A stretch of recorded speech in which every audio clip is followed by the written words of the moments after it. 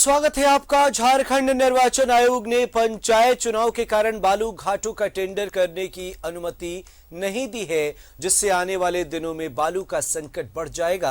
15 अक्टूबर तक बालू संकट के कारण रहने के आसार नजर आ रहे हैं, जबकि झारखंड में आधिकारिक रूप से बालू घाटों से खनन बंद है। झारखंड निर्वाचन आयोग ने सरकार को पंचायत चुनाव के कारण बालू घाटों का टेंडर करने की अनुमति देने से इनकार कर दिया है। इससे अब राज्य में बालू का संकट उत्पन्न हो जाएगा। एनजीटी के आदेश के तहत राज्य के बालू घाटों से बालू का उठाव बारिश के मौसम में नहीं होता है, जिससे अब 15 अक्टूबर तक बालू संकट के कायम रहने की आशंका जाहिर की जा रही है और उम्मीद की किरण भी 15 अक्टूबर के बाद ही नजर आ रही है। 15 अक्टूबर के बाद ही अगर ऐसी स्थिति रही तो धीरे धीरे स्थिति सामान्य हो पाएगी।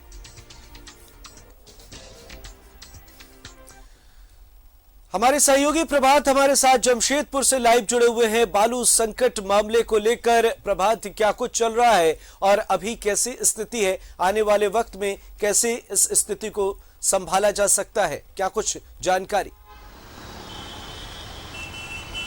बिल्कुल अमृत, देखिए जिस तरीके से चुनाव आयोग के आदेश के आने के बाद ये जो बालू का जो टेंडर होना था वो नहीं होगा। निश्चित है कि अब अक्टूबर महीने तक बालू के उठाव पर रोक लग जाएगा, क्योंकि 15 जून के बाद से ऐसे ही अमूमन बालू उठाया नहीं जाता है, क्योंकि जो पर्यावरण विभाग का जो ये रहता है वो माफ़ कीजिएगा जो क्लियरेंस रहता है वो नहीं हो पाता, तो उसकी वजह से बालू को उठाव नहीं होता है। निश्चित है कि ये शहरी क्षेत्र में भी बालू के उठाव पर संकट तो नज़र आ रहा है। सबसे ज़्यादा अगर प्रभावित होगा तो रियल इस्टेट के लोगों को प्रभावित होगा। पिछले दिनों अगर रियल इस्टेट के लोगों ने भी ये बातें उठाई थी, राज्य सरकार की बात अपनी बातों को भी रखा था कि जिस तरीके से बालू के उठाव को लेकर कालाबाजारी का है या फिर बालू के उठाव में काफ़ी दिक्कतों का सामना करना पड़ रहा है, तो ऐसे में उन लोगों ने साफ कहा है कि साथ ही साथ बालू नहीं मिलने से जो सरकारी काम है वो भी कहीं ना कहीं उस पर बाधा आ रहा है। वो सरकारी जो प्रोजेक्ट है वो भी क्लियर नहीं हो पा रहा है। जो फ्लैट से बन रहे थे वो कहीं ना कहीं रुक जाएंगे। साथ ही साथ यूक्रेन और जो रूस के बीच में युद्ध चल रहा है उसका भी असर दिख रहा है, क्योंकि बिल्डरों ने बताया कि जिस तरीके से यूक्रेन और रूस के बीच में जो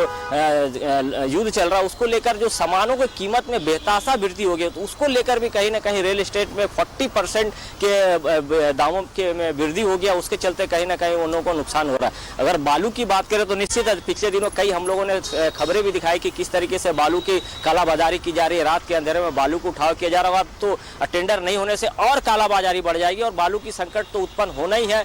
अमृत, जिस तरीके से ये रोक लगी है और बालू का जब टेंडर नहीं होगा तो उसको आने वाले दिनों में हम ये कह सकते हैं कि जो निर्माण के कार्य है वो कहीं ना कहीं बाधा होगा। निर्माण के कार्य के साथ अगर हम कहें तो मजदूर वर्ग जो फ्लैट्स के निर्माण या फ्लैट जो बिल्डिंगों के निर्माण में रहते हैं उनकी कहीं ना कहीं रोजी रोटी पे भी असर पड़ेगा, क्योंकि हर कोई उससे जुड़ा हुआ होता है, चाहे वो बालू के कारोबार की कहे या फिर बालू से कारोबार करने वाले फ्लैट्स या अन्य सामान जो बनाने वाले हैं उनको भी उनके ऊपर में काफ़ी असर देखने को मिलेगा, क्योंकि मजदूर काम पे नहीं जाएगा। अगर फ्लैट से काम नहीं होंगे, अगर बिल्डिंग के काम नहीं होंगे तो मजदूर अपने काम पे नहीं जा पाएंगे। मुश्किलें हैं प्रभात, आने वाले देखना होगा कि इस मुश्किलों से कैसे सूबे को पार दिलाया जाता है। बहरहाल बहुत बहुत शुक्रिया इन तमाम जानकारियों के लिए। पंचायत चुनाव की वजह से भी थोड़ी मुश्किल, अब देखना दिलचस्प होगा कि इस मामले पर आगे क्या कुछ होता है और कैसी तस्वीर सामने आती।